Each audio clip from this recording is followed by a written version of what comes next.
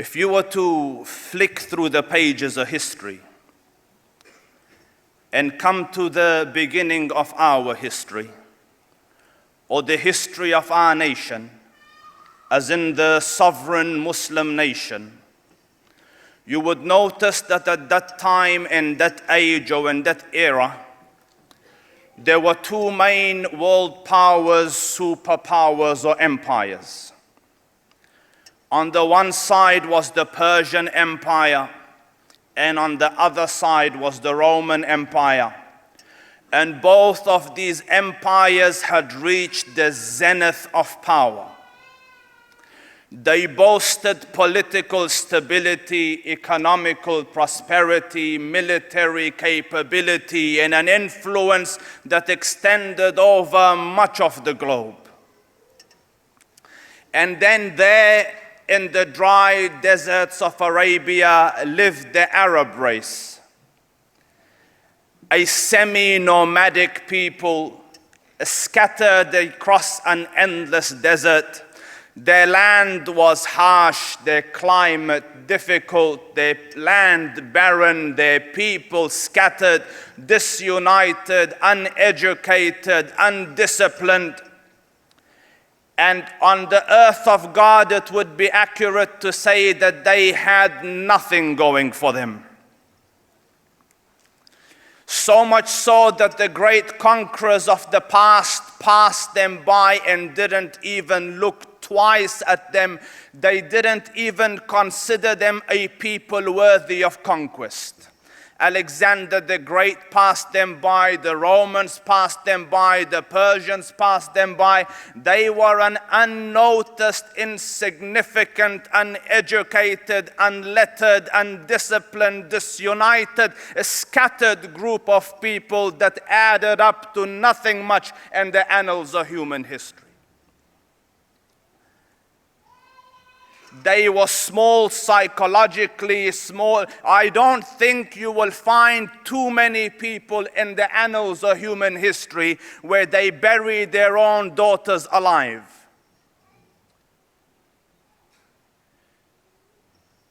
Politically, they thought small, they aimed small. One of their greatest men, this is later on, but the reference that I am giving here is in his days before Islam.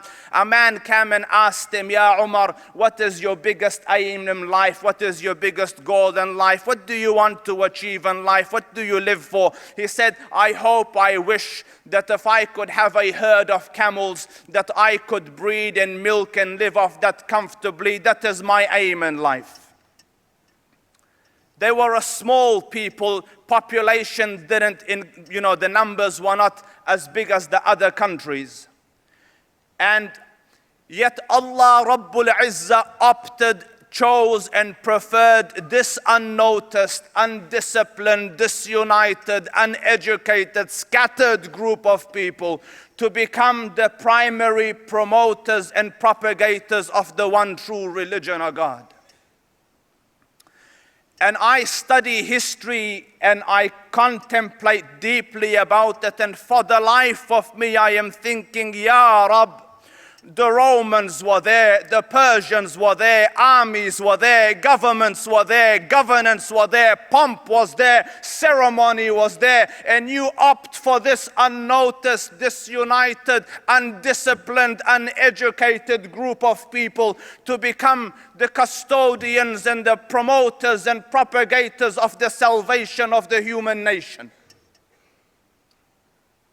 And yet, when this group of people, semi-nomadic group of people hovering on the brink of barbarism, when these people entered Islam, and as the Quran says, "Udkhulu fi silmi kafa," when they entered it entirely, when it became their life and their focus and their purpose and their everything, within a few decades, this insignificant, unnoticed, undisciplined, small, uneducated nation expanded and extended from Granada in Spain on one side to New Delhi in India on the other.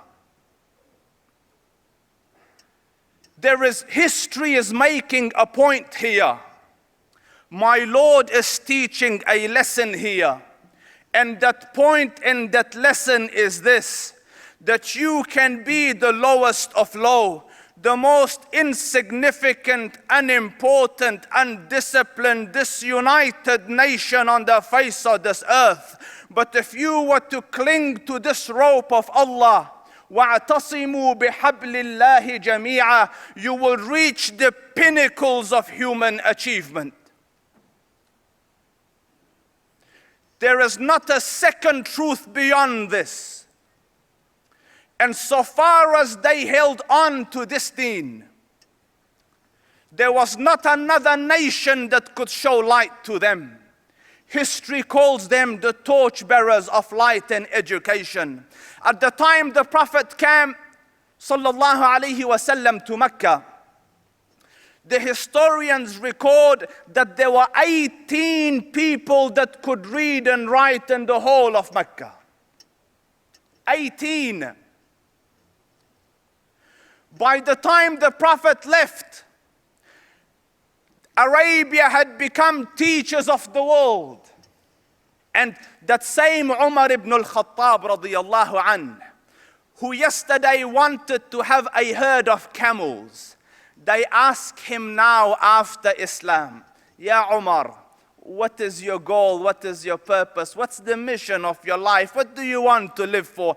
He says, I want to struggle till the deen of Muhammad reaches every corner of the globe. The small became world notable. The unnoticed became significant. The localized dreams became world vision. The secret formula of change and success was Islam.